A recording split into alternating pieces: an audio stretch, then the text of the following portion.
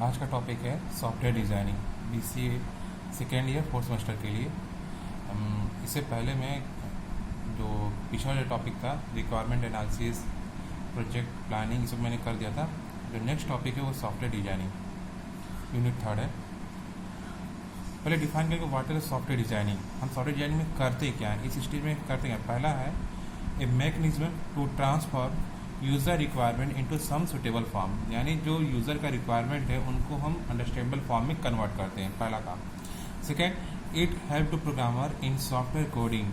Second काम ये होता है कि हम प्रोग्रामर के लिए अंडरस्टैंडेबल फॉर्म में डिज़ाइन तैयार करते हैं जिससे सॉफ्टवेयर जो प्रोग्रामर है वो अच्छी तरीके से उसको कोड के फॉर्म में ले आ सके।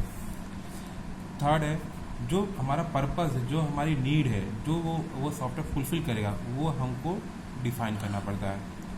It deal with the representation with the describing SRS, जो भी आपने SRS में रिक्वायरमेंट में दिया है उसको हम डील करते हैं, उसी को हम फुलफिल करते हैं। ठीक है। फिर आता है objective of software designing. Objective क्या होनी चाहिए कि जो डिज़ाइनिंग तैयार कर रहे हो वो करेक्ट हो, कंप्लीट हो, इफिशियंसी हो। इफिशियंसी इन सेंस किसी प्रोग्राम बनाने के दो तरीके होते हैं, एक है कि लॉन्ग मेथड और कुछ शॉर्ट मेथड भी होते हैं। तो हमको वह मेथड यूज़ करना हो जिसमें कम से कम एफर्ट लगे और मेरा आउटपुट ज़्यादा आए। फ्लेक्सिबिलिटी, अगर आपको फ्यूचर में कोई चेंजेस करने हुए तो उसके हिसाब से आप ऐसा डिज़ाइन तैयार करते हो जिससे उसको चेंजेस की पॉसिबिलिटी होती है। अगर आप फ्लेक्सिबिलिटी नहीं रखते हो तो उस प्रोजेक्ट में अगर फ्यूचर में कोई चेंजेस आ रहे हैं तो आप वो चेंज नहीं कर पाओगे, तो पूरा सॉफ्टवेयर फिर से आपको रीडेवलप करना पड़ेगा।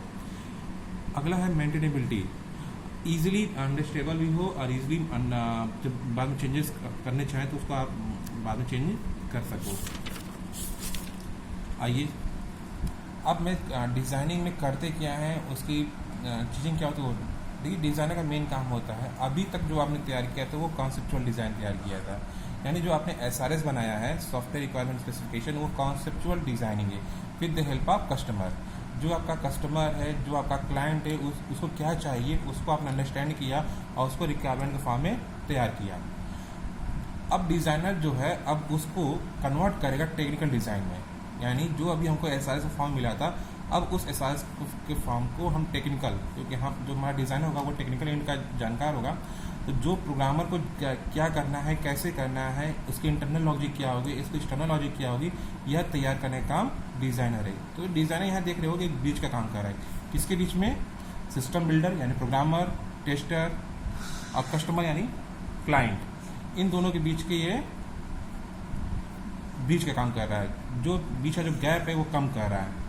जितना ये ब्रिज जो इनके बीच की जो गैप होगी जितना कम होगा उतना बढ़िया सॉफ्टवेयर मेरी डिज़ाइन हो पाएगी।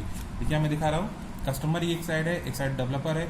सेटिस्फाई, अगर ये जो ये एंगल है जितना कम होगा, डिज़ाइनर काम ये होता है कि इस एंगल को कम करना, उतना ही कस्टमर मेरा सेटिस्फाई होगा और डेवलपर भी सेटिस्फाई होगा अपने काम से।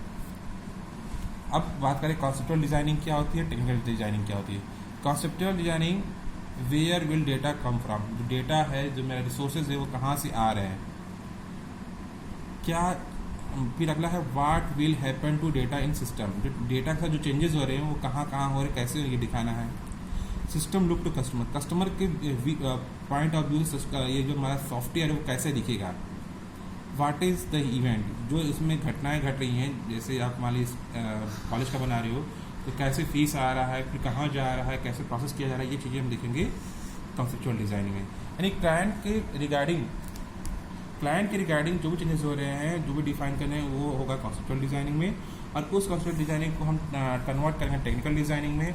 यानी टेक्निकल डिज़ाइनिंग क्या करना, काम करना, हार्डवेयर कॉन्फ़िगरेशन, कैसा हार्डवेयर होगा जिस प्रोग्राम कोड करेगा, सॉफ्टवेयर क्या क्या बेसिक नीड्स होंगी ये भी डिफाइन करना होगा।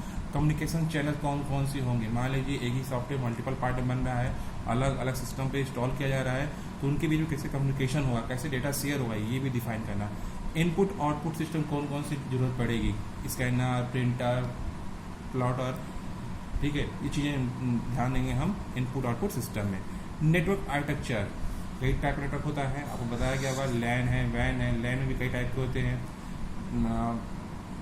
स्टार टोपोलॉजी है, मेश टोपोलॉजी, तो कौन सा आर्किटेक्चर के ध्यान रख के जो सुटेबल हो वो डिज़ाइन किया जाती है टेक्निकल डिज़ाइन। तो मैं बेसिकली कर रहा हूँ डिज़ाइनर काम क्या है कॉन्सेप्चुअल डिज़ाइन जो कस्टमर के हेल्प से आपने बनाया है, और जो सिस्टम बिल्डर यानी जो प्रोग्रामर को चाहिए उसकी गैप को कम करने का काम, उसको घटाने का काम ही होता है डिज़ाइनर का। एंड डिज़ाइनर मेन काम क्या करता है, बीच का काम करता है कस्टमर और प्रोग्रामर के बीच का। जितना अच्छा डिज़ाइन होगा उतना कम इफर्ट लगाएगा सिस्टम बिल्डर के द्वारा, और उतना ही अच्छा कस्टमर को जो चाहिए वो हमको मिल पाएगा। अगर गैप ज़्यादा होगा तो कस्टमर सेटिस्फाइड नहीं होगा और प्रोग्रामर को पोर्ट करने में भी दिक्कत होगी। तो डिज़ाइनर का मेन रोल होता है कोडर और कस्टमर के बीच का। आते हैं हम कौन कौन से डिज़ाइनिंग स्ट्रेटजी है। बेसिकली डिज़ाइन करने दो स्ट्रेटजी होती है, एक टॉप टू बॉटम, एक bottom to up. Top to bottom में क्या होता है कि पहले हम पूरे ओवरऑल सिस्टम को देखते हैं, उसका आर्किटेक्चर डिफाइन करते हैं, फिर उसके इंटरनल लॉजिक को डिफाइन करते हैं। यानी ये ओवरऑल सिस्टम लेवल 1 पे हुआ, उस आर्किटेक्चर के अंदर 2 सब सिस्टम हुए, लेवल 2 में डिफाइन किए। इस सब सिस्टम के अंदर भी कोई जो सब सिस्टम है उसको डिफाइन करें। तो हम नीचे से डिज़ाइन करते हुए ऊपर से डिज़ाइन करते हुए नीचे तरफ आएंगे। यानी पहले हम पूरे ओवरऑल सिस्टम को डिज़ाइन करेंगे, फिर उसके इंटरनल चीज़ों को डिफाइन करते हुए चलते चलेंगे। ठीक है। बॉटम टू अप में जस्ट इसका अपोजिट करेंगे। सबसे पहले हम इंटरनल लॉजिक तैयार करेंगे, जैसे क्लास कैसे बन रही है, उस क्लास बनाने के बाद फिर हम पैकेज बनाएंगे, उस पैकेज बनाने के बाद सब पैकेज बनाएंगे। ये सब चीज़ें जस्ट उल्टा होता है, यानी इंटरनल लॉजिक बनाते हैं फिर हम बाद में एक्सटर्नल लॉजिक को तैयार करते हैं। तो ये होता है बॉटम टू अप अप्रोच। तो जो जैसा डिज़ाइनर की नीड लगे, जैसा डिज़ाइन में अच्छा लगे, वो कोई भी तरीका यूज़ कर सकता है। डिज़ाइनिंग प्रोसेस बेसिकली जो हमारे पास है वो 2 टाइप की है, 2 नहीं 3 टाइप की है। पहला स्ट्रक्चर डिज़ाइन, तो इस पर ध्यान से देखेंगे, इंपॉर्टेंट है। Structure design is a conceptualization of problem into several work organization well organized element of solution. यानी जो बड़ा प्रॉब्लम है उस प्रॉब्लम को हम कई सब प्रॉब्लम में डिवाइड करके अगर एक स्ट्रक्चर फॉर्म में अगर हम तैयार करते हुए जा रहे हैं उसे है structure designing. This is basically concern with the solution designing, यानी हम छोटे प्रॉब्लम सॉल्व करते हुए बड़े प्रॉब्लम तब जाते हैं। ठीक। थर्ड है the benefit of structure designing, it is better understanding how to problem solve. यानी प्रॉब्लम सॉल्व करने का जो बेहतरीन तरीका है उसको वो फाइंड आउट करता है स्ट्रक्चर डिज़ाइन के अंदर।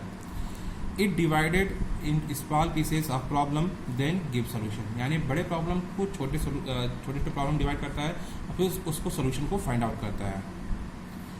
It use to the coupling and cohesion technique, मैंने बताया था कपलिंग कोहेजन का आपको लिखवाया भी था अलग अलग। कपलिंग क्या होती है, कोहेजन क्या होता है, तो कपलिंग और कोहेजन टेक्निक को यूज़ करता है। इसको अब 2 लाइन डिफाइन करना होगा। क्या करेंगे, a good structure designing has highly cohesion and low coupling arrangement, यानी जो कोहेजन हो वो हाईली हो और जो कपलिंग हो वो लो हो। कपलिंग मतलब एक मॉड्यूल से दूसरे मॉड्यूल जो डेटा आ रहा है वो कम से कम ट्रांसफर जाए, और कोहेजन मतलब यानी आपस में जो जितने भी मॉड्यूल है वो इंडिपेंडेंट होकर काम कर सके। आप टोटली इंडिपेंडेंट नहीं रह सकते, क्योंकि कुछ डेटा आपको एक मॉड्यूल से दूसरे मॉड्यूल में चाहिए ही चाहिए। तो उस केस में हम कहते हैं डेटा कपलिंग। कपलिंग कई टाइप की होगी, आपको लिखवाया भी था क्लास में ही, तो उसको मैं डिस्कस नहीं कर रहा हूँ, आगे बढ़ता हूँ। सेकेंड जो टॉपिक है, जो सेकेंड टाइप है डिजाइनिंग प्रोसेस वो है फंक्शन ओरिएंटेड डिजाइनिंग। ये मैंने आपको नोट्स में लिख के व्हाट्सएप पे किया भी था, उसको एक्सप्लेन कर रहा हूँ। In function oriented designing is a system is comprised to many smaller sub system is known as function. इससे आपको फंक्शन डिफाइन किया जाता है। फंक्शन क्या है, is small piece of program. उस तरीके से ही हम क्या करते हैं, एक बड़े प्रोग्राम को सब प्रोग्राम में डिवाइड करते हैं।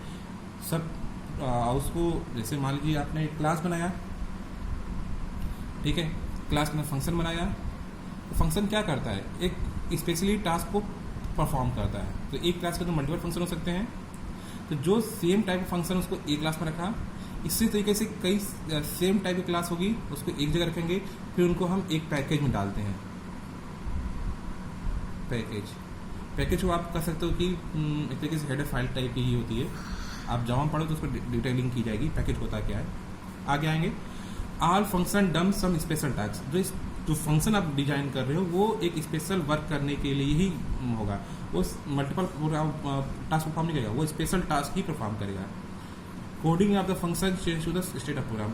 अगर आप किसी फंक्शन को कॉल करते हो या यूज़ करते हो तो प्रोग्राम में कोई इवेंट अकर होगा और वो एक प्रोग्राम के स्टेट को चेंज करेगा। जैसे आपने फंक्शन कॉल किया एडमिशन, तो वह स्टेट चेंज करेगा। जो लड़का अभी एडमिशन न्यू था हमारे लिए, अब वो एडमिट होकर मेरे कॉलेज में आ जाएगा, तो एडमिशन एक फंक्शन कहलाएगा, समझा ना। तो जब भी आप किसी फंक्शन को यूज़ करोगे तो वह उस सॉफ्टवेयर की स्टेट को चेंज करेगा। तीसरा होता है ऑब्जेक्ट ओरिएंटेड डिज़ाइनिंग। इसमें हम ऑब्जेक्ट के हिसाब से डिज़ाइन करते हैं, उप्स का कॉन्सेप्ट यूज़ करते हैं। इसमें क्लास डिज़ाइन की जाती है, ऑब्जेक्ट होता है, इनहेरिटेंस होता है, इनकैप्सुलेशन होता है, पॉलीमॉर्फिज्म होता है। इन तरीकों को यूज़ करते हैं। अगर आप उप्स के हिसाब से डिज़ाइन तैयार करते हो तो तीसरा तरीका होता है ऑब्जेक्ट ओरिएंटेड डिज़ाइनिंग। ये हुआ डिज़ाइनिंग कॉन्सेप्ट, उसके फीचर्स, उसके थॉट्स। एक बार फटाफट डिवीजन कर लेते हैं। What is software designing? Software designing मतलब ये होता है कि जो यूज़र की रिक्वायरमेंट है, उस यूज़र रिक्वायरमेंट को प्रोग्रामर के हिसाब से तैयार करना, जिसे प्रोग्रामर इजी तरीके से अंडरस्टैंड कर पाए। जो आपने SRS में बनाया है, जो तैयार किया है टेक्स्ट के फॉर्म में, उसको हम पिक्चोरियल फॉर्म में ले आएँ, उसकी इंटरनल लॉजिक को डिफाइन करें, उसको एक्सटर्नल लॉजिक को डिफाइन करें। यही काम डिज़ाइनर को होता है। बेसिकली वह रिड्यूस करता है कस्टमर की जो नीड है और जो डेवलपर को, यानी जो कस्टमर का, आप समझिए कस्टमर को चाहिए क्या, अब उस चाहने वाली चीज़ों को हम इस तरीके से डिज़ाइन करते हैं कि डेवलपर उसको कोड के फॉर्म में चेंज कर पाए। यानी कस्टमर की नीड को हमको कन्वर्ट करना है कोड के फॉर्म में। अब ये कैसे करना है, ये काम होता है डिज़ाइनर का। ठीक है, तो ये डिज़ाइनर का काम हो गया। फिर क्या क्या एबिलिटी होनी चाहिए, क्या क्या क्वालिटी होनी चाहिए अच्छी डिज़ाइनिंग में? करेक्ट होना चाहिए, कंप्लीट होना चाहिए, इफिशियंसी होनी चाहिए, फ्लेक्सिबिलिटी होनी चाहिए और मेंटेबिलिटी होती है। ये बेसिक ऑब्जेक्टिव होते हैं किसी भी डिज़ाइनिंग के। स्टडी कौन कौन सी होती है डिज़ाइनिंग के? टॉप डाउन अप्रोच होता है, बॉटम टू अप्रोच होता है, मैंने बता ही दिया। और कौन कौन से तरीके होते हैं? स्ट्रक्चर डिज़ाइन होती है, फंक्शन ओरिएंटेड डिज़ाइनिंग होती है और ऑब्जेक्ट ओरिएंटेड डिज़ाइनिंग होती है। ठीक है, इसी के साथ आज का टॉपिक समाप्त करते हैं।